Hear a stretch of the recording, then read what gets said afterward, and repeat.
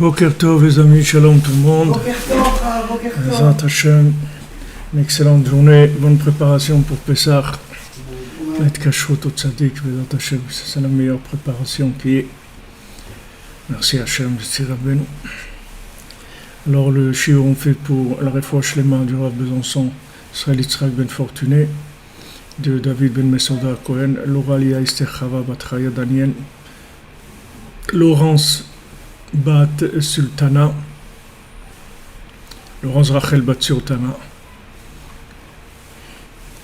Sarah Léa Ren bat Rivka, Myriam Rivka bat Perla Zora, Chaya Catherine bat Esther, Laura bat Jacqueline, Sandrine bat Janine, Janine bat Églantine, Léa bat Rachel, Esther Naomi bat Freddy Frecha, Esther bat Chaya Catherine, Yael bat Chaya Catherine, Rachel bat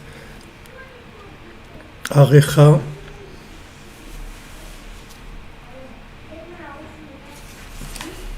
Mircha Nechama Mirei bat Bachla Rachel Chaya Colette, Rouven ben Perla, Zivouk pour Lionel Moshe ben Perla Zora, Myriam Rivka bat Perla Zora, Sylvie bat Esther, Natzlacha pour Yitzhak ben Zora, la Tchouva pour Charles Bakouche, la Refoua pour Shirel bat Rachel, Irène bat Rachel, Léa bat Léa, Sali Amra ben Corinne Malka, Rebecca bat Esther Rachel, Eliezer Shimon Chai ben bat Sheva, Rebecca bat Yvette, Eden Léa bat Myriam, Ejder bat Fatma, Anna bat Aziza Selam, Stéphane Aaron ben Rivka, Yaakov ben Chassiba, David ben Léa, le bébé de Céline et Maléa, Benyahu ben Yosef Kaifa, Sarah bat Abraham, Serge Pinchat Saadoun, Myriam Chavouva bat Azuna, Shimon ben Dina, Myriam Julie bat Mishin Rachel, Laurent Avraham ben Perla Zora, Galit Dina bat Perla Zora, bat Sheva Chaya bat Myriam, Johanna Rivka, Sultana bat Piriam, Shalom ben Shilbia, Kochava bat Evelyn, Ava Esther Myriam bat Kochava, Myriam Chavouva bat Azuna, Noah Chaya bat Esther, Benjamin ben Nicole Ahuva, pour l'Ilun Nishmat de Jonathan Chaim Chamouz ben Gabriel,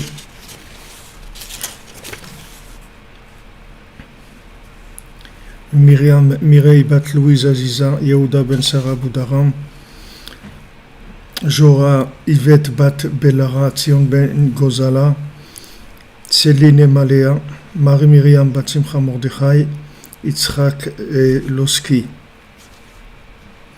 Shalom.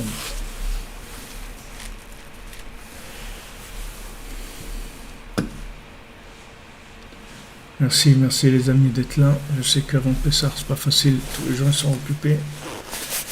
La Géoula, alors Hachem en avance.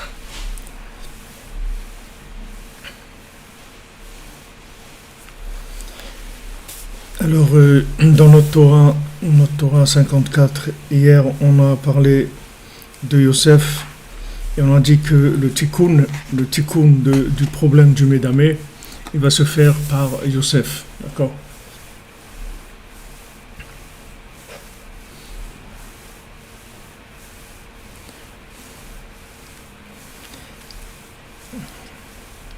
Le tikkun, la réparation va se faire par Yosef.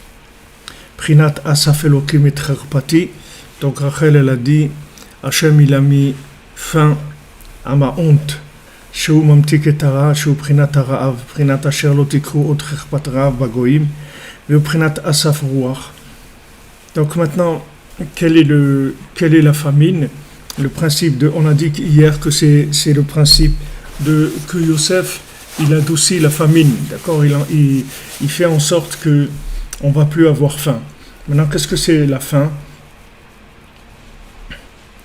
La faim, ça veut dire qu'on n'a pas trouvé sa place. C'est-à-dire, on n'a pas trouvé ce qu'on est venu faire sur terre. I can't get no satisfaction. C'est-à-dire qu'on n'a pas de satisfaction de notre vie. On n'est pas content de notre vie. On n'a pas de, peu importe la vie qu'on mène, même si pour quelqu'un d'autre elle est bien, mais pour nous en tout cas, chacun là où il est, tant qu'il n'a pas trouvé la joie de vivre, c'est-à-dire la connexion avec Hachem, la vie en live avec Hachem, c'est-à-dire qu'il communique avec Hachem, son cœur son cœur il est shalem, il est complet avec Hachem, tant que quelqu'un n'est pas arrivé à ça, alors ça s'appelle qu'il est dans la famine. Il vit dans la famine. Donc dans l'histoire de Yosef, vous voyez que ça s'est vécu exactement de cette façon-là, puisque les frères de Yosef, c'était bien sûr tous des tzadikim. Yaakov, tous ses frères, c'était des tzadikim. Et quand quand ils ont vendu Yosef, que Yosef était en Égypte, qu'est-ce qui s'est passé? Il y a la famine qui a commencé à frapper, Eretz Israël, et ils ont été obligés d'aller chez Yosef pour chercher de la nourriture, parce qu'ils pouvaient plus, ils n'avaient plus de quoi manger. C'est-à-dire qu'ils n'avaient plus de... Il y a rien... Il n'y a rien qui leur apportait une satisfaction. Ils avaient faim. Eux, ils ne savaient pas que leur nourriture, elle venait de Yosef. Eux, ils pensaient que leur nourriture, elle venait de leur connexion avec Dieu. Ils pensaient qu'ils avaient trouvé ils avaient leur vie et ils comprenaient ce qui se passait exactement, et ils prenaient Yosef pour un rigolo, pour quelqu'un qui vient, qui raconte des rêves, des trucs comme ça, un peu bizarres. Et donc ils n'ont pas fait attention à la grandeur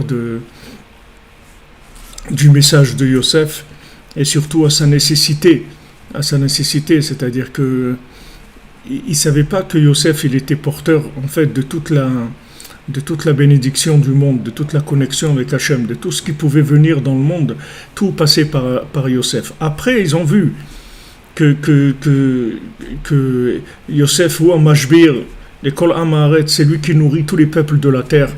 Et Paro lui a dit, sans toi, il n'y a pas une personne qui va lever sa main ou son pied, c'est toi qui va tout faire.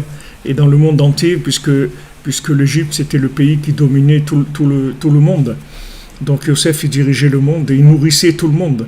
Il nourrissait tout le monde matériellement et spirituellement. C'est-à-dire qu'il mettait chacun à sa place, puisque quand il a commencé à redistribuer ce qu'ils avaient stocké pendant les 7 années d'abondance, quand il a commencé à redistribuer, il demandait aux gens de faire la circoncision, d'aller faire, de réparer l'alliance avec Hachem.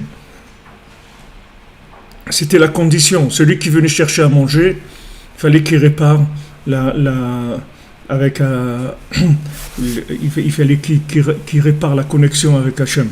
Sinon, il n'y avait pas de quoi manger. Parce que c'est ça si vous voulez, c'est ça qui crée la famine, c'est-à-dire c'est ça qui crée le manque, c'est ça qui crée toutes les maladies, c'est ce manque de satisfaction permanente que quoi que les gens fassent, ils sentent une insatisfaction profonde. Même des gens qui sont dans la Torah, même des gens qui étudient, même des gens qui prient, comme on voit dans le conte du fils du Rav, dans l'un des contes que Rabbeinu racontait.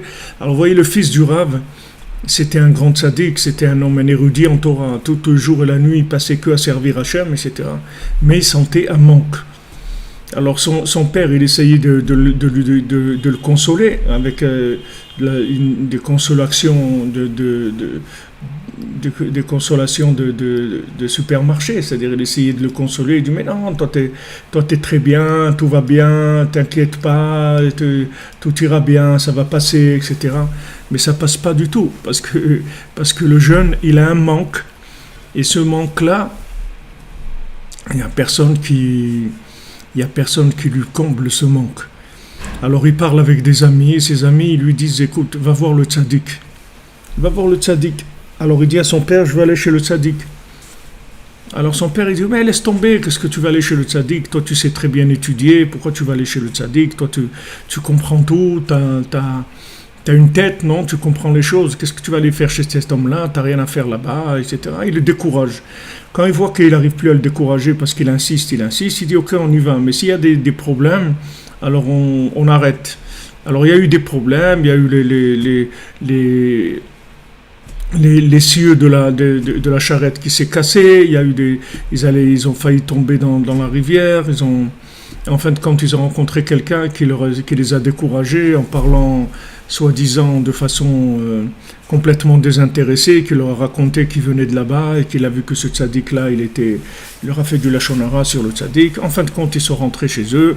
Ils n'ont pas été chez le tzaddik. Et dès qu'ils sont rentrés, ils sont morts. Il est mort, le fils. Il est mort parce que combien quelqu'un il va rester dans le manque, combien il va pouvoir vivre avec ce manque. Donc ce manque-là, il a fait que le fils, il est mort. Donc quand il a eu le père, ce choc-là, donc il a été chez le tzaddik, et le tzaddik lui a dit dommage pour ceux qui partent et qui sont perdus à jamais. Alors cette histoire-là, c'est une histoire que des Sipurim Asiyot, c'est-à-dire que bien sûr, c'est une histoire d'avant la création du monde et d'avant la Torah, ce qui inclut des millions et des milliards de situations dans le monde, mais c'est une histoire aussi vraie qui a eu lieu à l'époque de Rabbeinu, de Rabbi Nathan, puisque Rabbi Nathan lui-même était présent quand ce père-là est venu voir le Rabbeinu et il l'a vu comment il pleurait, et il pleurait de quoi? C'est qu'il a empêché d'aller chez le tzaddik. Empêcher d'aller chez le tzaddik, ça veut dire bien sûr empêcher d'aller chez Rabbi Nachman, mais ça veut dire aussi empêcher la personne d'aller vers le point de tzaddik qu'elle a en elle. Chacun il a un point de tzaddik, chacun il a un point en lui qui est extraordinaire, qui est merveilleux, qui dépasse tout entendement humain et qui est quelque chose qui va délivrer le monde. Chacun à son niveau, s'il trouve le point qui est son point positif, son point d'éternité, son point de connexion avec Hachem, ce point-là, il va délivrer le monde entier. Donc sachez que ce point-là, il va être attaqué par tout le monde pour essayer de décourager la personne et principalement d'essayer de le rendre triste, parce que si ce point-là, il vit pas, alors tout le reste, il n'y a pas de satisfaction. Même si une personne elle a de l'argent, elle a une réussite même sentimentale, ou une réussite artistique, ou une réussite dans ce que vous voulez, si la personne elle n'a pas trouvé la réalisation de ce point-là positif qui se trouve en elle, il n'y a pas de possibilité de ressentir une joie de vivre, une satisfaction dans la vie. Et il y a même des gens qui, hier je vous ai parlé de l'argent et tout, mais il y a des gens, même l'argent ça leur fait rien du tout. Il y a des gens, la plupart des gens on peut les acheter et avec l'argent leur faire oublier pourquoi ils sont venus sur terre. Mais il y a des gens que même l'argent ça les achète pas, c'est-à-dire qu'ils sont pas bien. Même s'ils ont de l'argent, même si on leur donne beaucoup d'argent, ça va pas changer, ils vont rester avec ce manque-là. Donc ce manque, c'est en fait le manque de connexion de l'individu, de son âme avec Hachem, c'est le manque de réalisation de son rêve intérieur, qui est pour l'instant un rêve, et après qui va se réaliser s'il a la chance de passer tous les obstacles qu'il va y avoir, parce qu'il va y avoir des obstacles et des centaines d'obstacles jusqu'à ce que la personne puisse se réaliser vraiment. C'est sûr qu'une fois qu'elle va se réaliser, qu'elle va trouver ce qu'elle est venue faire sur Terre, à ce moment-là, il n'y a plus personne qui veut l'arrêter, il n'y a plus de mauvais œil, il n'y a plus de problème. Mais tant que ce point-là, il n'est pas arrivé à prendre une forme, à se réaliser, au moins de façon partielle, mais déjà sûre, c'est-à-dire déjà installé, alors le mauvais œil, il est là tout le temps, en train d'essayer de désorienter la personne, de l'amener vers de la fausse nourriture spirituelle qui va ne faire qu'augmenter sa tristesse. Ça va ne faire qu'augmenter la tristesse de la personne, elle va être de plus en plus triste, c'est tout. Même qu'on lui dit, ouais, mais c'est super, regarde, mais pourquoi tu n'es pas content, regarde, tout est extraordinaire et tout. Il dit, je veux bien, c'est pas que je veux pas, je veux bien que, je suis d'accord que tout est extraordinaire, mais pour moi, c'est pas extraordinaire, j'arrive pas. C'est quelque chose qui ne me satisfait pas. Alors on dit, mais qu'est-ce que tu cherches? Il dit, pour l'instant, je ne sais pas. Mais je sais déjà que ça, c'est pas ça, parce que j'ai toujours faim. Donc si toujours faim, ça veut dire qu'il y a un problème. J'ai toujours faim, ça veut dire qu'il y a un problème. Il y a quelque chose qui va pas, c'est tout. Il dit, mais voilà, tu as mangé et tout, d'accord, j'ai mangé, mais j'ai toujours faim, donc ça veut dire que ce que je mange, ça ne me nourrit pas. Donc ça veut dire que c'est pas, pour l'instant, je n'ai pas trouvé. Donc la réparation de ça, qui est la réparation du mauvais œil, elle vient de Yosef, parce que Yosef, Asaf est parti, c'est-à-dire Asaf Elohim est parti, que la naissance de Yosef, c'est la fin de la honte de Rachel, c'est-à-dire c'est la fin de la honte de la Shrina, c'est la fin de la honte d'Hachem sur terre, c'est-à-dire qu'Hachem qui nourrit tout le monde, qui donne à tout le monde tout ce dont il a besoin, et les gens ne le reconnaissent pas, ou même ceux qui le connaissent, ils ne vont pas dans ses chemins.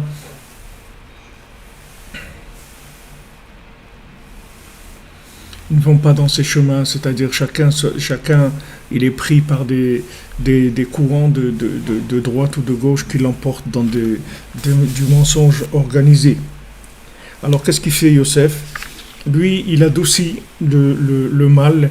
Et qu'est-ce qu'il fait? Il amène un souffle, et il s'appelle Ish Asher Ruach Elokim Bo. Paro, il dit, toi, tu es un homme qui a le souffle divin en toi. Il reconnaît qu'il a le souffle divin, c'est-à-dire qu'il est calmé, il est capable de donner le souffle qui va faire le choix entre ce qui est vrai et ce qui est imaginaire. Donc Yosef, Yashit Yado la Enecha, Hachem il dit à Yaakov, Yosef il va tendre sa main sur tes yeux, c'est-à-dire qu'il va complètement réparer l'imagination de manière à ce qu'elle ne puisse pas donner une vie imaginaire, qu'on puisse vivre vraiment connecté avec chacune le bien qu'il a en lui.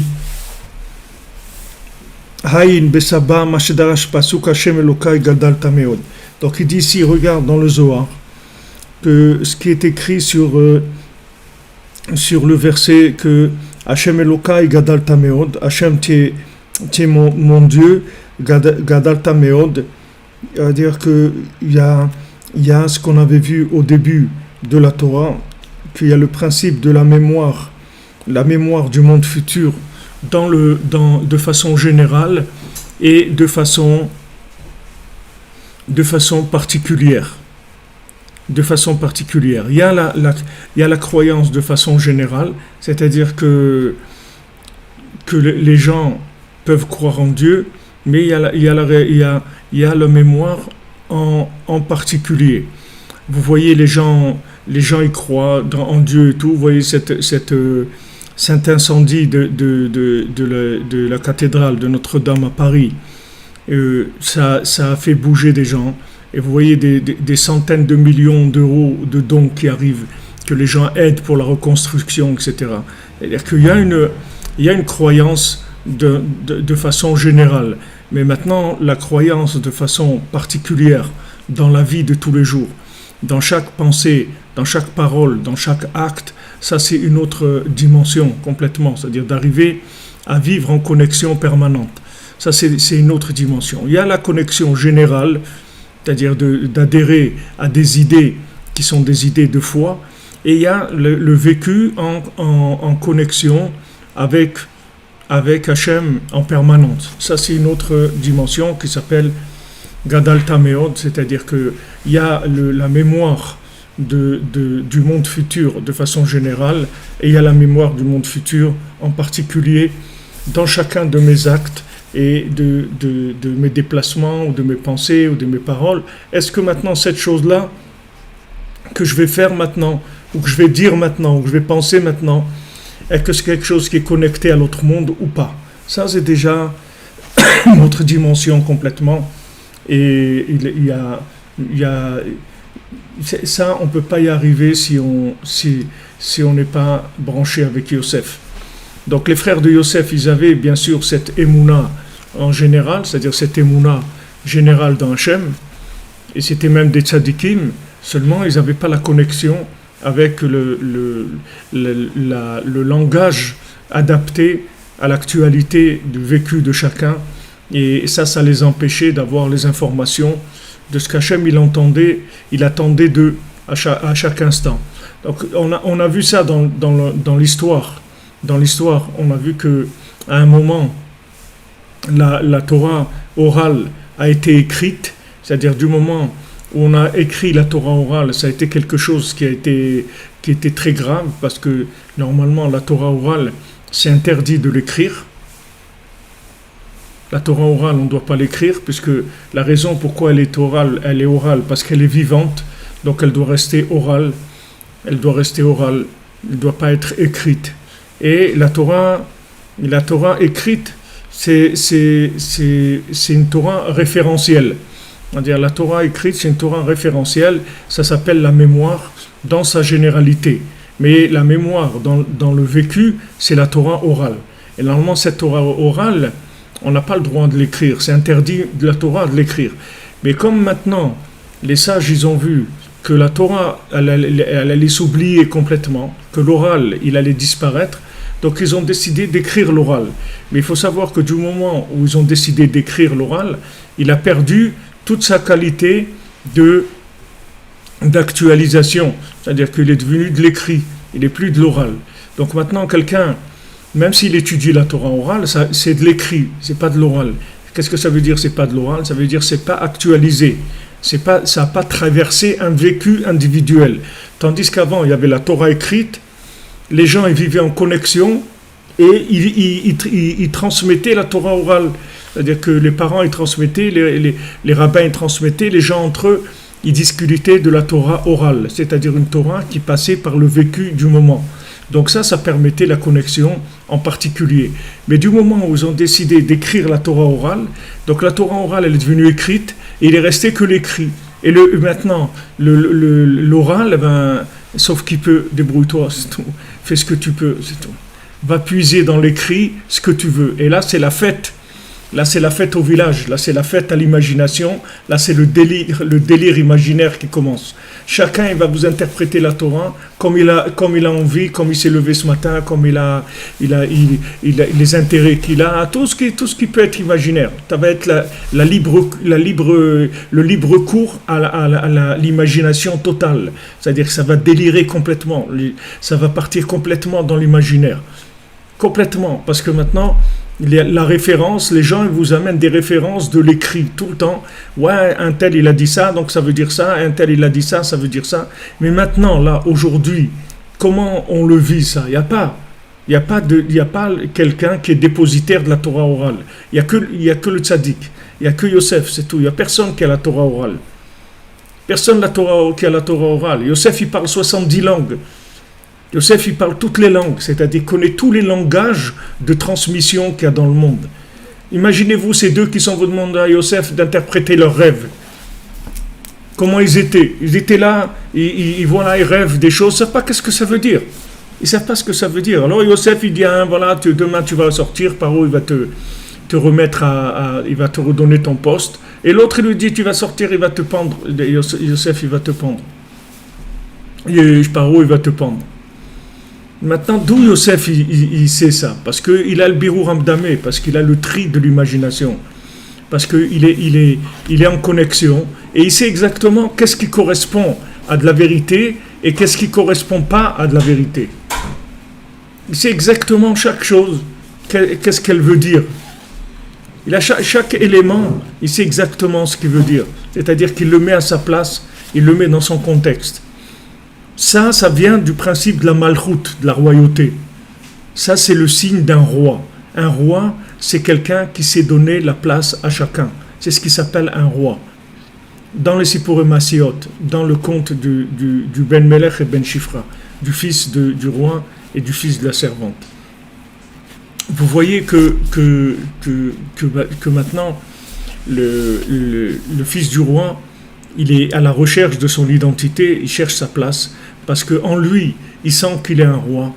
Mais dans la réalité, dans le vécu, il vit comme un fils de servante. Il est considéré comme un fils de servante par la société, par l'establishment. Donc maintenant, le bonhomme, il faut qu'il se trouve. Et pour se trouver, c'est difficile, parce qu'il passe par beaucoup d'injustice, par beaucoup d'incompréhension. Beaucoup d'incompréhension, d'injustice. Il n'est pas traité comme il le faut. Donc il est pas bien du tout dans sa peau. Il se sent vraiment pas bien dans sa peau. Léa bat Rachel, Rachel bat Léa. Ok, il se sent pas bien dans sa peau. Il est pas bien. Donc à un moment, il décide, il dit bon, alors qu'est-ce que je vais faire? Je vais laisser tomber.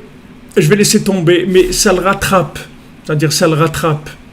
Comme dans le fils le berger et Ani, dans le pauvre et le bourgeois, le marchand. Je crois qu'en français ils appellent le marchand et le pauvre, le nom du conte. Vous voyez là-bas le khatan, c'est-à-dire le préposé de la fille du Hani.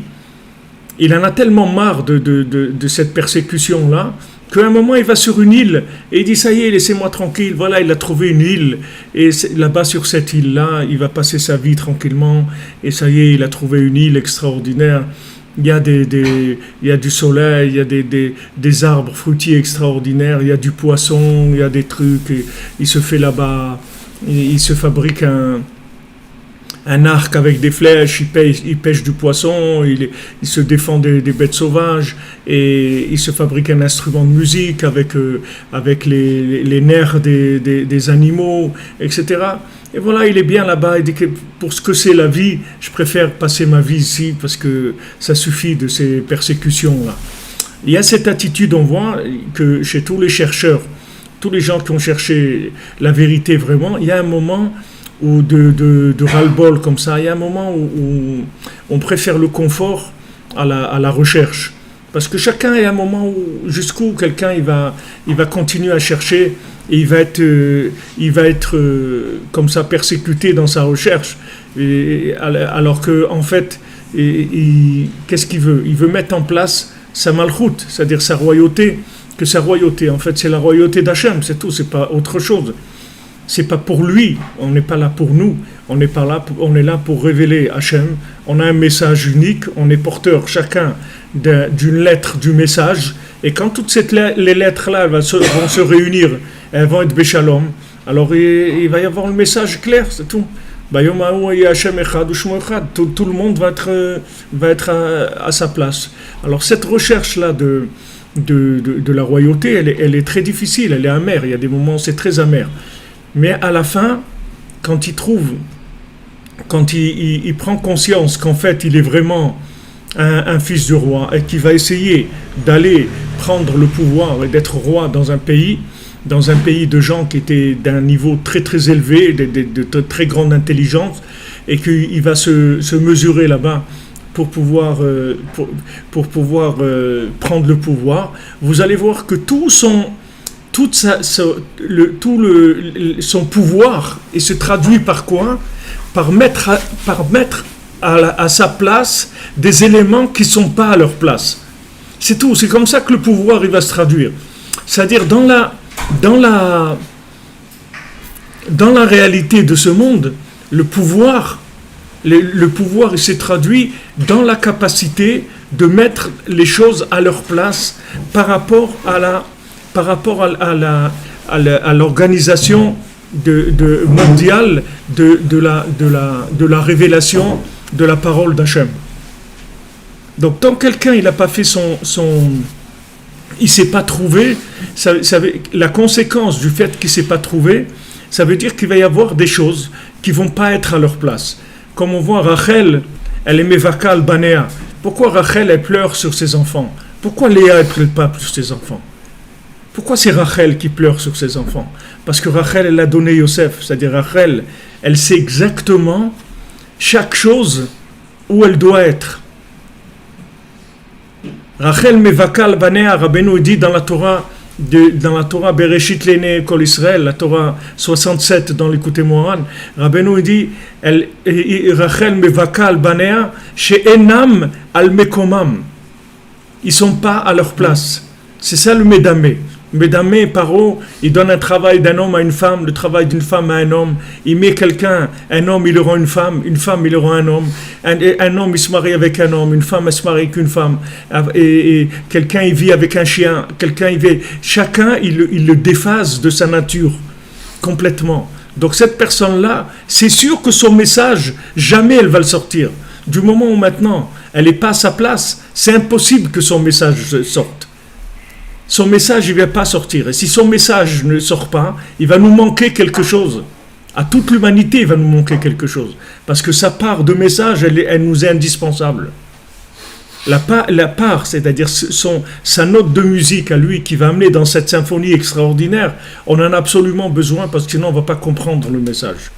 On ne va pas savoir ce qui se passe. Donc quand la Torah, Moshe Rabbeinu, quand il a donné la Torah, et que malgré qu'il met la Torah dans le monde, vous voyez que c'est la Torah de Moshe et des gens qui sont autour de lui, mais les autres, ils sont inconscients de ce qui est en train de se passer. Ils ne savent pas. Vous voyez dans la paracha de la semaine dernière, il dit Vaïdaber Hashem el Moshe vel Aaron les morts, Bichnastem el Haaretz. Hashem il parle à Moshe et Aaron, il dit quand vous allez rentrer dans la terre d'Israël, vous allez faire ça et ça. Il s'adresse qu'à Moshe et Aaron, c'est tout. Il ne parle pas aux autres. Il parle à Moshe et Aaron, c'est tout. Les autres, de quoi il va leur parler? Ils ne savent même pas les règles du jeu, de quoi il va parler. Quand vous êtes en train de jouer à un jeu, il y a quelqu'un il vient, il dit ouais mais pousse mets cette carte là ou mets cette truc, tu sais même pas comment on joue, de quoi tu parles. Donc il s'adresse à Moshe et Aaron, c'est tout. Il s'adresse à Moshe, il s'adresse pas aux autres. Après Moshe il fait ce qu'il peut avec le message d'Hachem. Et il n'arrive pas, le plus difficile pour lui, c'est d'amener le Erev Rav, d'amener tous les gens qui sont complètement mélangés entre le bien et le mal, qui sont dans le Koach HaMedameh complet. C'est-à-dire les gens qui sont complètement mélangés, qui sont dans une salade totale dans leur vie, entre la réussite professionnelle, la réussite affective, la réussite d'éducation, la réussite par rapport à leurs parents, par rapport à leurs beaux-parents, leurs conjoints, leurs enfants, leurs amis, leurs collègues de travail, leurs trucs, tous ces éléments-là, des gens qui sont complètement perdus là-dedans. Donc Rachel, elle pleure parce que les gens ils sont pas à leur place. C'est pas parce que les gens ils ont pas réussi dans leur vie professionnelle ou affective ou n'importe quoi. Ils ont pas réussi, ça veut dire ils sont pas à leur place, c'est tout. Le seul qui peut te donner ta place, c'est Yosef. C'est tout. Il y a personne qui peut te donner ta place parce que les autres, ils ont pas de Torah orale. Ils ont que de la Torah écrite. Et l'oral, c'est de l'interprétation totale. Donc Rabbeinu il te dit que le Koach HaMedameh, c'est-à-dire la force imagination, elle vient sur les Shonei Halachot, c'est-à-dire ceux qui vont tirer la Torah orale de la Torah écrite. C'est ceux qui vont dire, voilà, il est écrit ça et ça, donc il faut faire ça. Alors à partir de ce donc-là, c'est la danse qui commence, c'est du n'importe quoi. Après, il y a n'importe quoi qui commence, c'est le n'importe quoi. Chacun il va interpréter comme il veut. Chacun va interpréter comme il veut. Donc, il y a une recherche du Birour HaMedameh, c'est-à-dire du tri de l'imagination, et d'être à sa place, de trouver sa place. Peu importe à quoi elle ressemble, mais c'est la mienne, c'est tout. C'est ça qui compte, c'est tout. C'est que je suis à ma place. Du moment où je suis à ma place, le message divin que je vais amener, il est unique. Il est vraiment le sens de ma vie. Donc, il y a eu après Moshe Rabbeinu, il y a eu Rabbi Shimon Bar Yochai, il y a eu une révélation des profondeurs de la Torah, parce que les secrets de la Torah, ça fait un Birour HaMedameh, les secrets de la Torah, ça fait un tri dans l'imagination. Puisque du moment où tu rentres plus en profondeur dans la chose, alors automatiquement ça enlève toute sorte d'interprétation qui était erronée, puisque celui qui voyait que l'extérieur, il imaginait l'intérieur. Maintenant on révèle l'intérieur aussi. Donc l'imagination elle a moins d'emprise sur les secrets de la Torah. Donc il y a Rabbi Shimon et le Harizal. Après le Baal Shem Tov, il amène aussi quelque chose de très fort pour justement dire que c'est pas les détenteurs de la connaissance de la Torah qui sont les détenteurs de la connexion, et au contraire il ramène complètement l'éloge de la connexion dans le peuple, et il montre comme quoi le peuple est connecté. C'est ce qui se passe aujourd'hui. Vous voyez des articles aujourd'hui dans le monde entier, vous verrez des articles, que ce soit aux États-Unis avec le fait que Trump a été élu, ou en Israël maintenant que Bibi il a été réélu. Les gens ne comprennent pas que tous les sondages ils se sont trompés, parce qu'ils disent qu'il y a un phénomène nouveau, c'est que le peuple il croit plus dans les discours politiques. C'est fini. C'est fini. Le peuple, il reconnaît celui qui va être le mieux pour lui. Et il n'y a plus de présentation de programmes, de trucs, parce que tout ça, le peuple sait très bien que c'est du mensonge. Aujourd'hui, on arrive à une situation où le peuple est décisionnaire, c'est-à-dire le peuple, il va complètement prendre les choses en main, c'est-à-dire décider qui est-ce qui va le diriger. Ils assistent à un phénomène d'électorat qu'il n'y a jamais eu dans le monde. Il n'y a jamais eu des périodes où il y a eu un phénomène d'électorat comme ça, où le pouvoir, il a été décidé par le peuple. C'est-à-dire que tout ce qu'il y avait avant, il y avait des programmes politiques, des façons de présenter les choses. C'est la façon de présenter les choses qui faisait que la chose passait ou ne passait pas. Aujourd'hui, le peuple, vous ne pouvez pas le tromper avec des programmes politiques. Le peuple, il regarde l'individu. Il voit que cet individu-là, il est plus vrai que les autres, c'est tout. Peu importe le programme, qu'il ait un programme n'importe comment, ou qu'il n'ait pas de programme, même qu'il soit complètement farfelu comme Trump, ça ne dérange pas. Il est plus vrai que les autres, c'est tout. Où il va nous amener, on ne sait rien, mais ça va être plus vrai déjà. On en a marre. Du discours, on en a marre. C'est-à-dire des discours et des programmes, et on va et ça y est, on va faire ça, c'est fini tout ça. Aujourd'hui, les gens, ils regardent, est-ce que la personne, elle est vraie? Est-ce que c'est quelqu'un de vrai? C'est tout. Le peuple, il décide ça. Donc tous les sondages, que ça a été aux États-Unis ou maintenant en Israël, ils se sont tous trompés parce que ils ont fait du sondage d'après des règles qu'ils avaient d'avant. Et les règles d'avant, voilà, celui-là, il a présenté un programme comme ça, on a fait une étude par rapport à certaines personnes, etc. Et résultat des courses, ils se sont trompés dans leur sondage. Pourquoi ils se sont trompés dans leur sondage? Parce qu'aujourd'hui, on avance vers un tri de l'imagination, c'est-à-dire que bien qu'on se trouve dans la 50e porte, dans cette 50e porte-là, il y a du vrai et du faux. Et aujourd'hui, les gens, ils commencent à en avoir marre du faux, c'est tout. Aujourd'hui, on regarde la personne, c'est tout. On ne veut plus regarder son programme qui nous promette monts et merveilles. Avec son programme, ça ne nous intéresse plus. On veut l'individu. Cet individu tient la route, il est correct. Même si maintenant il a des accusations sur lui et des trucs, regardez tous les médias, ils essayent de faire tout contre Trump, contre ici, Bibi, de l'accuser de ça et de ça. Vous voyez que tout ça, ça ne gêne pas les gens. Ça ne les gêne pas, parce qu'ils voient l'individu, ils voient que cet individu, il a quelque chose, il sait où il va, il a des valeurs, ces valeurs-là, elles intéressent le peuple. Le reste, ils voient des gens qui jouent, qui font du n'importe quoi. Donc il y a aujourd'hui une conscience comme ça de la vérité qui est beaucoup plus forte que ce qu'il y avait avant. Et donc ça fait un tri dans l'imagination. Donc Rachel, elle pleure, parce que ces enfants, ils ne sont pas à leur place, c'est tout. C'est pas parce qu'ils n'ont pas réussi ou s'ils ne sont pas à leur place, c'est tout. C'est ça l'exil de l'individu. Il vit une vie qui n'est pas la sienne, c'est tout. Il vit une vie qui n'est pas la sienne, c'est tout. Il fait semblant de vivre quelque chose. Et vous savez, faire semblant, on s'habitue à faire semblant. C'est pas quelqu'un qui fait semblant de vivre, il peut faire semblant de vivre toute sa vie. Et il s'habitue à faire semblant de vivre. Mais maintenant, quelle est ma vraie vie? Ça, il n'y a que Yosef qui va te dire. Yosef, il va prendre ton rêve, il va nettoyer dedans.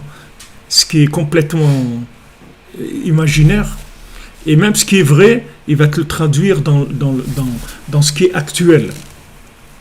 Comment actuellement tu vas vivre justement ce que tu es? Comment tu vas le vivre aujourd'hui? Comment tu vas vivre cette chose-là aujourd'hui? Donc, du moment où ils ont, comme je vous ai dit avant, du moment où ils ont écrit la Torah orale, ils ont enlevé complètement le côté vivant de la Torah. C'est-à-dire le côté vivant qu'il y avait dans la Torah, c'est qu'il n'y avait pas de Torah orale qui s'écrivait. La Torah orale, il fallait la vivre, c'est tout. Ça ne s'écrivait pas. Ça ne s'écrivait pas. On n'avait pas le droit d'écrire la Torah orale. C'était interdit. Minatora, la Torah elle-même elle interdit. Maintenant ils ont vu, la Gemara elle dit dans Brachot, et la sot lachem, efiru toratecha. Alors ils ont vu que maintenant il faut faire pour Hachem, sinon ça va s'oublier. Alors au moins on va placer l'oral en référence écrite. Et après on verra bien ce qui passera, comme on dit. Inch'Allah, on verra qu'est-ce qu'il y aura. Mais on va écrire la Torah orale. Du moment où on a écrit la Torah orale, les gens, ils étaient plus concernés par la Torah. Il fallait faire une recherche personnelle, une adaptation. Alors que quand il y a la Torah orale, tu n'as pas besoin de cette recherche, parce que la Torah, elle est vivante. La Torah, elle est vivante. La connexion avec Dieu, elle est vivante. L'interprétation des messages d'Hachem, elle est évidente. Il n'y a pas toutes ces histoires-là de commencer à... Celui-là, il dit ça, l'autre, il dit ça, l'autre... Parce que la Torah était orale. C'était le vécu. C'était du vécu. C'était pas de la théorie. C'était du vécu. Les gens, ils vivaient la Torah. Les gens, ils ne parlaient pas de la Torah. Ils n'enseignaient pas des choses écrites. Les gens, ils vivaient. L'écrit, c'était du référentiel, c'est tout. Mais le principal, c'est l'oral. C'est pas l'écrit. L'écrit, il te dit pas une chose, comment elle est. La Torah, elle ne te dit pas comment on fait des tefilines. Elle te dit, il faut que tu mettes les tefilines, c'est tout. Les tefilines, il faut que tu le mettes sur ton bras et sur ta tête, c'est tout. Qu'est-ce que c'est des tefilines? J'en sais rien. Débrouille-toi avec la Torah orale. La Torah orale, elle va te dire ce que c'est des tefilines. Alors imagine-toi, regarde la différence qu'il y a entre comment tu peux imaginer une paire de tefilines en lisant dans la Torah. Tu ne peux pas imaginer ça. Si tu n'as pas une Torah orale, jamais tu sauras comment on fait des tefilines. Jamais. Ni comment on les fait, ni comment on les met, ni rien du tout. Tu ne sauras jamais ça. Alors maintenant, toute la Torah, elle est comme ça. C'est-à-dire que le rapport que les gens ils ont avec la Torah aujourd'hui, c'est un rapport avec de la Torah écrite. Il n'y a pas de Torah orale. C'est-à-dire que du moment où quelqu'un, il n'arrive pas chez Yosef, il n'a pas de traduction de la Torah écrite en oral. Donc il ne sait pas ce qu'il faut faire de sa vie, c'est tout. Donc il fait n'importe quoi, c'est tout. Il fait ce qui lui chante, ce qu'il a envie, ce qu'il est, n'importe quoi. Il interprète, chacun interprète. Ah non, moi je pense comme ça, moi je pense pas comme ça, moi je pense qu'il faut faire ça, moi je pense qu'il faut faire l'autre. Quelqu'un il veut monter en Israël, il lui dit qu'il faut lui dire c'est bien, il lui dire c'est pas bien. Alors qu'est-ce que je vais écouter? J'en sais rien. Peut-être celui-là il a raison, peut-être l'autre il a raison, peut-être c'est comme ça qu'il faut faire, ou il faut habiter en Israël, peut-être il faut habiter à côté du Kotel, peut-être qu'il faut habiter à Tel Aviv, peut-être qu'il va habiter... C'est rien, où est-ce que je dois aller? Qu'est-ce que je dois faire? C'est sûr qu'il y a une seule chose qui est pour moi, il n'y en a pas deux. Il y a une seule chose qui est pour moi, il n'y a pas deux choses. Qui est-ce qui va me dire ça? Il n'y a pas. Il y a Yosef.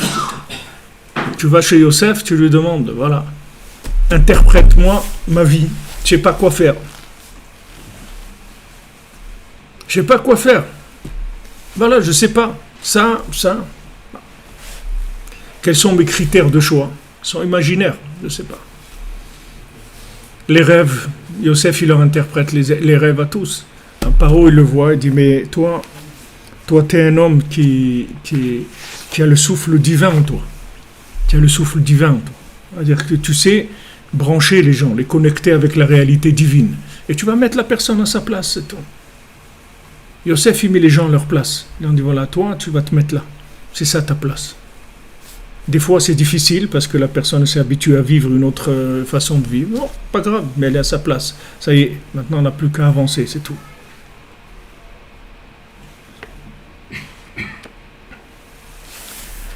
Voilà, les amis, où on en est avant Pessah. Donc maintenant on a besoin de Pessah, on a besoin de sortir d'Égypte. Alors pour sortir d'Égypte, qui est l'endroit de Paro, qui est le corps du Médamé, qui est la force d'imagination, on va devoir faire le Korban Pessah et faire attention au Hametz. Faire attention au Hametz, c'est-à-dire ne pas utiliser du tout notre réflexion et notre logique, parce qu'elle est complètement Hametz, c'est-à-dire c'est complètement... Le Hametz, c'est la pâte qui gonfle avec l'air de ce monde, donc c'est la force d'imagination qui est très forte. Et d'un autre côté, on doit Pessah, c'est-à-dire on doit avoir une bouche qui parle, c'est-à-dire on doit réparer la communication avec Hachem. Comme Rabbeinu il a dit, qu'est-ce que c'est de la matzah shmura? c'est de la matzah avec Shmirat Abrit. C'est ça, matzah Shmura. Les gens, ils vont l'acheter d'un matzah Shmura à 500 shekels le kilo, à 700 shekels le kilo. La matzah Shmura, c'est pas de la matzah ni à 300 shekels, ni à 700 shekels. C'est de la matzah avec de la connexion avec Hachem. Parce que s'il n'y a pas de connexion avec Hachem, ta matzah, c'est un morceau de contreplaqué. Il n'y a rien du tout dedans. De toute façon, elle n'est pas connectée. Alors tu peux manger toutes les matzot que tu veux du monde, les meilleures, faites à la main, et avec sans l'air de dehors, enfermé dans un truc, dans un sas de ce que tu veux, sort tout ce que tu veux. Si ta matzah, elle n'est pas branchée, tu manges un morceau de polystyrène, c'est tout, il n'y a rien du tout, il ne va rien se passer du tout. C'est-à-dire la matzah, il faut qu'elle soit, Rabbeinu dit matzah shmura, c'est matzah avec shmirat abrit, c'est ce qui s'appelle la matzah shmura. C'est de la matzah avec de la connexion. Comme Rabbi Nathan, il dit à Rav Nachman Tuchiner, quand Rav Nachman Tuchiner il construit la soukha, alors il dit après à Rabbi Nathan, quand il rentre le soir dans la soukha, il dit à Rabbi Nathan, ouais, quel goût on ressent dans la soukha quand on a travaillé toute la journée pour construire la soukha. Et Rabbi Nathan, il dit, tu sais pas quel goût on ressent dans la soukha, quand on a pleuré toute la journée et qu'on a demandé à Hachem, s'il te fait, fais-moi goûter le goût de la soukha. C'est autre chose complètement. Quelqu'un qui s'est levé à Chatzot, qui a fait des doutes, qui s'est préparé dans la prière, qui a été au kotel, qui a été là où il peut pour essayer de brancher un petit peu le chag, de le brancher un petit peu. Rabbi Nathan, il n'avait pas de quoi faire Pessah, et il y a quelqu'un, la veille de Pessah, un de ses élèves qui habitait dans un village à côté, il a pensé à Rabbi Nathan, il lui a amené tout ce qu'il fallait pour la fête.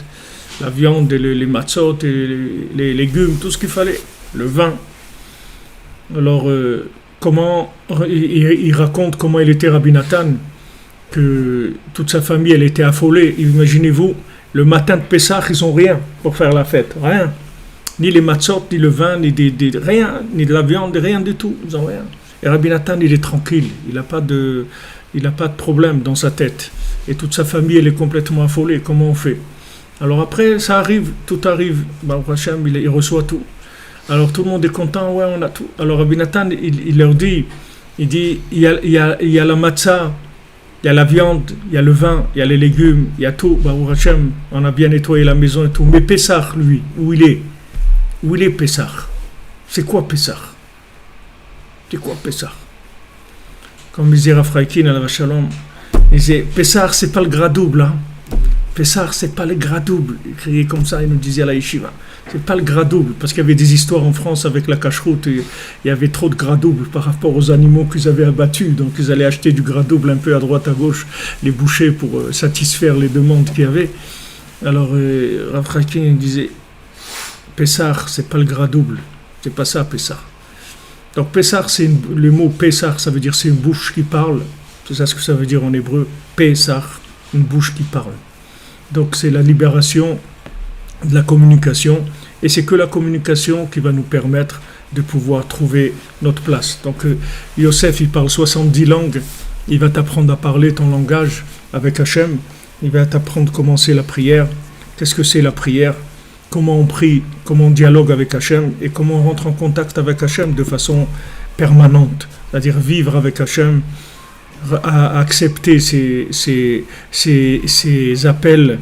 À chaque fois qu'il nous fait des appels, des allusions, on comprend les allusions, on comprend les appels, et c'est comme ça que chacun et chacune va trouver sa place, Bezat Hachem. Alors Rabbeinu dit, Veze prinat ezkera neginati balayla im levavi asicha veichapez ruchi. Donc ici, Rabbeinu rapporte ce pasouk-là dans Tehillim. Ezkera neginati balayla. Je vais me souvenir de mon chant, de ma chanson, de ma mélodie la nuit. Im levavi asicha. Je vais parler avec mon cœur. Veichapez ruchi. Et je vais chercher mon souffle. Donc encore une fois, Rabbeinu, vous voyez, il va rentrer toute sa saga, toute la saga de la Torah. Il va la rentrer dans ces mots-là. Et comme on peut déjà voir, Ezkera neginati balayla. C'est-à-dire, on va voir que dans l'obscurité, je vais me souvenir de ma mélodie. La mélodie, c'est la mélodie de chacun, c'est sa note de musique, c'est sa joie de connexion avec Hachem personnel. Ezkera, c'est-à-dire je vais rentrer dans le zikaron, dans la mémoire, quand je vais être dans la nuit, c'est-à-dire que je vais être dans l'obscurité, je vais me connecter avec la mémoire de ce qui correspond à ma propre identité. Combien de gens ils ont vécu des choses, et après un moment il s'est passé quelque chose dans leur vie, et ce qui a réveillé leur mémoire, ils ont décidé de changer de vie, de faire autre chose, soit de faire tchouva, soit de monter en Israël, soit de faire quelque chose d'autre de leur vie complètement, de changer. Pourquoi? Parce qu'il y a un moment où la mémoire de l'âme, elle se réveille. Si quelqu'un il a le mérite, s'il n'a pas le mérite, il peut rester dans l'oubli toute sa vie. Mais s'il a le mérite, il y a un moment où la mémoire de son âme, elle se réveille, et à ce moment-là, il n'y a personne qui va l'arrêter, il n'y a aucun mauvais œil sur lui, il n'y a plus rien qui va l'empêcher de faire ce qu'il a à faire.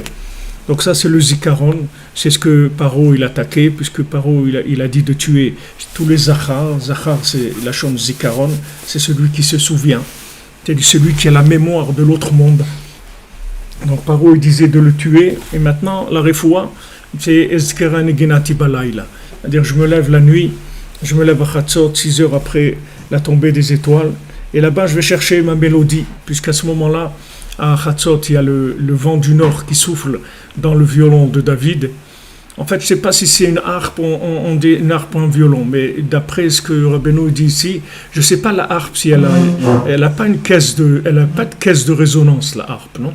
En dessous, il n'y a pas, parce que Rabbeinu ici il parle d'un instrument avec une, il y a une caisse ici de résonance, parce qu'il y a un souffle, donc ça a l'air d'être plus un violon qu'une harpe. À moins que ce soit un instrument qui ressemble à harpe, mais avec une petite caisse de résonance, que ça rentre dans une caisse, parce que il faut que ça soit un souffle qui rentre dans la caisse et qui ressorte avec le tri dans la mélodie. Donc David, au moment de Chatzot, il y a le vent du nord qui vient, qui souffle dans le violon de David et qui va jouer le chant messianique. Le chant messianique. Ce chant messianique, c'est quoi? C'est la note de musique de chacun, de toute personne qui est sur terre. Son âme, c'est une note de musique. Et quand il va entendre ce chant-là, il va trouver à quoi correspond sa note de musique à lui. Il va se reconnaître par rapport à sa note de musique. Donc il va parler avec son cœur. C'est-à-dire qu'il va mettre tout son cœur dans ses paroles. Ce qui l'empêchait de mettre son cœur dans ses paroles, c'est que ce qu'il racontait, c'était un discours social, un discours pour plaire aux autres, un discours pour être gentil par rapport aux autres, un discours qui était toujours par rapport aux autres. Maintenant, il va parler, il va parler avec son cœur, c'est-à-dire il va dire le discours de son cœur. Il ne va pas avoir peur de dire le discours de ce qu'il est. Voilà, son discours, c'est ça. Il ne va pas avoir peur de le dire. Donc avec ça, il va chercher son souffle à lui, c'est-à-dire le souffle qui va lui permettre de faire le tri dans sa vie, de certaines choses les prendre et de certaines choses les laisser. Voilà exactement, M. Brown, ce que vous dites. C'est-à-dire c'est la lumière qui jaillit dans l'obscurité, c'est-à-dire je commence à voir clair dans ma vie. Je commence à voir clair dans ma vie, c'est-à-dire je commence à savoir ce que je veux faire sur Terre. Alors comme je vous ai dit hier, la voie de garage générale de l'humanité, pour tous les gens qui ne cherchent pas, c'est de chercher l'argent, la réussite dans l'argent. Celui qui cherche la réussite dans l'argent, c'est pour avoir un pouvoir, mais c'est un pouvoir qui n'est pas personnalisé. C'est pas son pouvoir à lui, c'est le pouvoir que lui a donné l'argent. Mais c'est pas son pouvoir à lui. Parce que même quand il a de l'argent, c'est pas ça qui va lui faire trouver ce qu'il est venu faire dans sa vie. Parce que l'argent, c'est un moyen, c'est pas une finalité. Donc même quelqu'un qui a beaucoup de moyens, c'est pas pour ça qu'il va avoir du pouvoir de réaliser sa vie. La vie, elle peut pas se fabriquer avec de l'argent. On peut pas fabriquer la vie avec de l'argent. On a besoin d'argent pour vivre, mais on peut pas vivre pour l'argent. Parce que l'argent, même si on a un pouvoir, ok, tu as le pouvoir maintenant, alors qu'est-ce que tu fais? Eh bien, je sais pas quoi faire. Je sais pas quoi faire. Imaginez-vous, voilà, Steve Jobs, à la fin de sa vie, il dit, voilà, j'ai raté ma vie. Pourtant, j'ai beaucoup d'argent. Mais c'est pas ça la vie. C'est pas ça la vie. La vie, c'est pas ça. La vie, c'est pas d'avoir du pouvoir. C'est pas ça la vie. C'est pas le pouvoir de l'argent. C'est le pouvoir de mon âme, de ce que j'ai à l'intérieur, de faire sortir ce pouvoir-là. Alors vous avez les grands exemples qu'il y a dans l'âme d'Israël, comme Yosef, tous les grands incompris qu'il y a eu dans le monde, qui ont amené leur pouvoir, qui ont fait traverser à leur pouvoir beaucoup d'épreuves. Ils ont eu beaucoup d'épreuves, comme Yosef, il est attaqué par ses frères ils veulent le tuer, son père il ne le comprend pas, ses frères ils veulent le tuer, tout ça pourquoi? Parce qu'il a un message qui est unique par rapport à la génération, donc tout le monde l'attaque, et lui tranquille, il est tranquille, il fait ce qu'il a à faire, il danse toute la journée, il est joyeux parce qu'il a confiance dans Hachem, et même s'il se trouve en prison 12 ans de façon injuste, il n'est pas cassé du tout. Il danse, et à la fin, sa royauté, elle sort. Elle va sortir à la fin. À la fin, la royauté de chacun va se mettre en place. Si la personne ne lâche pas, qu'elle reste confiante dans Hachem, qu'elle reste avec sa joie intérieure, elle va finir par imposer sa royauté au monde. C'est-à-dire sa royauté, ça veut dire imposer sa façon de voir, qui est en fait la réalisation de la connaissance d'Hachem dans le monde. Chacun il va amener sa participation personnelle. C'est ça qu'on doit chercher. Donc c'est pour ça que les conseils que donne Rabbi Nachman, c'est par rapport à ça. C'est-à-dire comment je fais pour réaliser ce que j'ai à l'intérieur. Ok, quelqu'un il a de l'argent, Baruch Hachem, il a beaucoup d'argent et tout, mais la vie, c'est quoi la vie? C'est de pouvoir s'acheter ce qu'on veut. Mais après, voilà, tu as acheté ce que tu veux. Ok, tu as un avion personnel, tu as tout ce que tu veux. Tu vas où? Tu fais quoi? Tu fais quoi maintenant?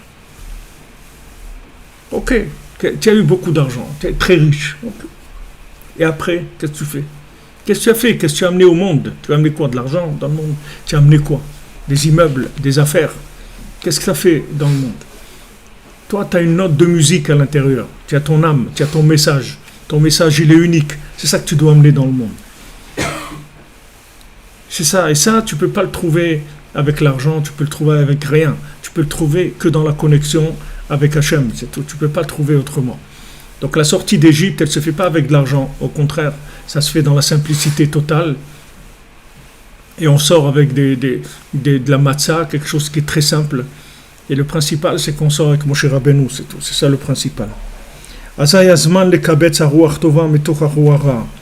maintenant, ce zman-là, ce moment-là de Laïla, qui est Chatzot, quand c'est Laïla avec un Vav, avec un He à la fin, c'est Chatzot. Quand c'est Leil, Lamed Yud Lamed, c'est la première partie de la nuit, les 6 premières heures, ça s'appelle Leil. Comme on dit Leil Shabbat, ça veut dire avant le Chatzot, ça s'appelle Leil.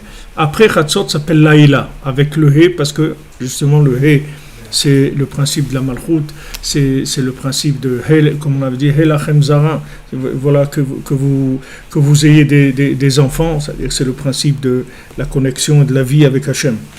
Donc ça, c'est le Zman, Rabbeinu dit, c'est le temps pour pouvoir réunir le souffle positif par rapport au souffle négatif. Qu'est-ce qui s'appelle le souffle positif, le souffle négatif? Ce tri-là, c'est quelque chose de relatif à chacun par rapport à ce qu'il est. Comme on dit dans Borer, dans Shabbat.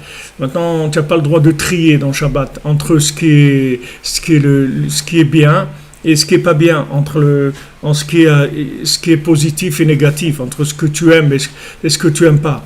En fait, même entre de la nourriture, que toutes les nourritures elles sont mangeables, du moment où toi tu veux manger ça et tu veux pas manger l'autre, alors l'autre c'est considéré comme quelque chose, un déchet, bien que c'est de la nourriture. Mais le fait que maintenant toi tu as décidé de manger cette chose-là, de pas manger cette chose-là, donc tu peux pas enlever cette chose-là. Même si maintenant dans ton assiette il y a un œuf et une tomate, maintenant tu veux pas manger la tomate, mais tu peux pas pousser la tomate, parce que la tomate elle est considérée comme un déchet.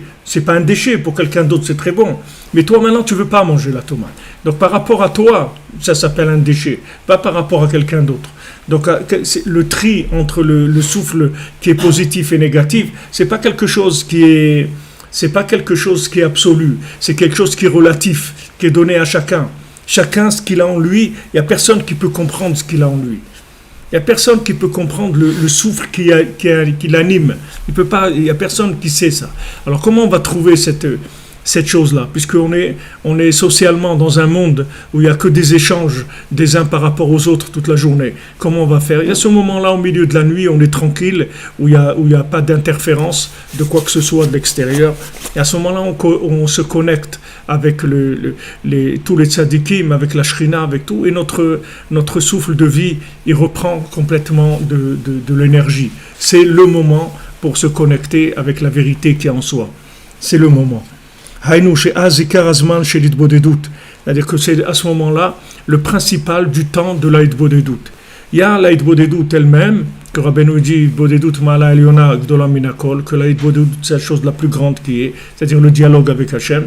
Mais il y a le temps pour le dialogue avec Hachem qui est le temps le meilleur. Donc le meilleur temps pour dialoguer avec Hachem, ce sont ces 2 heures-là qui sont entre la 6e heure et la 8e heure après la sortie des étoiles.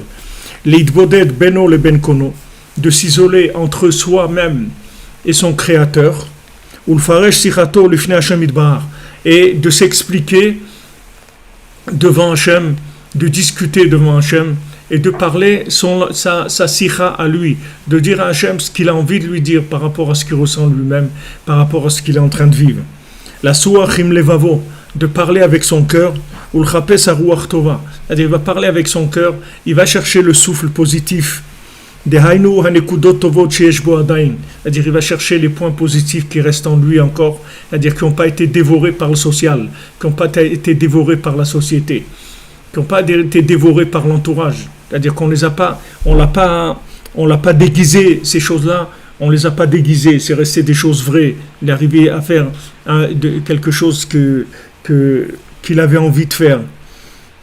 Il y a des histoires comme ça de gens, d'artistes comme ça, que la journée ils travaillaient, ils faisaient ce qu'ils avaient à faire par rapport à la société, dans leur travail, etc. Et la nuit, c'est là où ils faisaient leur activité personnelle. C'est-à-dire ils faisaient c'était des ébénistes, soit des peintres, soit des écrivains, soit des chercheurs en chimie ou n'importe quoi. Ils faisaient ça la nuit parce qu'il y a personne qui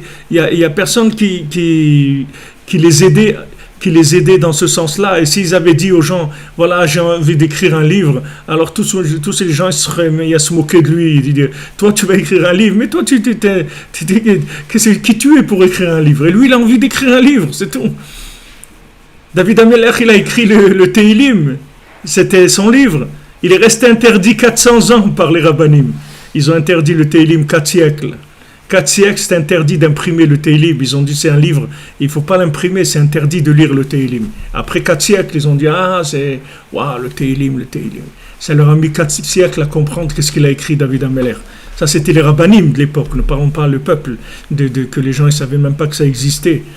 Mais ces gens-là, ils ont été persécutés parce qu'ils devaient amener des grandes choses dans le monde, alors ils ont été persécutés. Alors, il y a des gens que vous voyez que toute leur vie, ils l'ont construite la nuit. Là, la journée, ils avaient l'apparence de quelqu'un qui fonctionne dans la société. Et la nuit, ils faisaient ce qu'ils avaient à faire de personnel. C'est-à-dire, c'est là où ils se mettaient à leur travail personnel.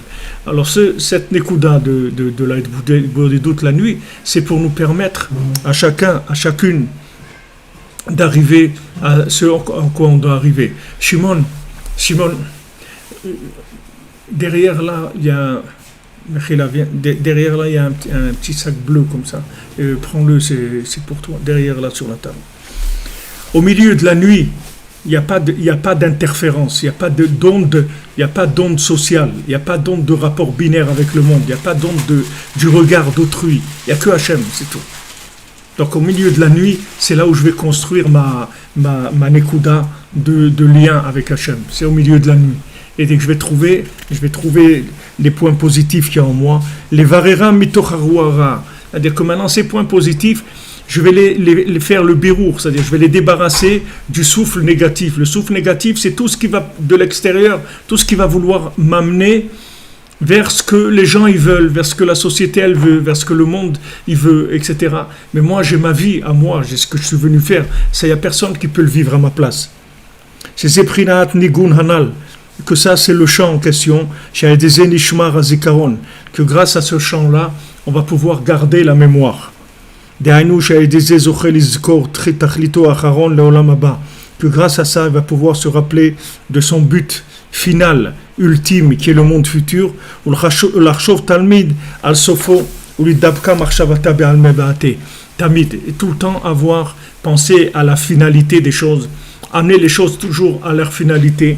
Comme on dit, qu'est-ce que c'est un chacham? C'est que celui qui sait qu'est-ce qui va naître de ça, où ça va me mener. Pas maintenant la chose comme elle est en apparence, mais où elle va cette chose-là. Chez Kolze ou Prinat Zikaron, que tout ça c'est le principe de la mémoire. Donc ça, on va arrêter là parce que je veux le reprendre. C'est des choses qui sont trop importantes. Donc ça, Bezrat Hashem, on reprendra ça. On va continuer demain. Et demain à midi, Bezrat Hashem. Et voilà, qu'on ait le srout chacune de trouver chacun les points positifs qu'il y a en nous, d'y croire, de les développer, de les amener à là où on doit les amener. Même si maintenant il peut y avoir de la controverse, il faut pas faire attention à la controverse, il faut avancer, c'est tout, Bezrat Hashem. Qu'on ait Bezrat Hashem le koach, le souffle du tzaddik qui nous aide à aller, on doit aller Bezrat Hashem. L'atzlacha les amis, de la santé, de la réussite pour tout le monde, la parnassa, des ivogim, des shalom bayit, de la joie des enfants, Bezrat Hashem, un Pesach Kasher, sa mère. Hachem vous bénisse à tous. Merci d'être là, les amis. Merci de votre présence dans notre communauté virtuelle, mais combien réelle.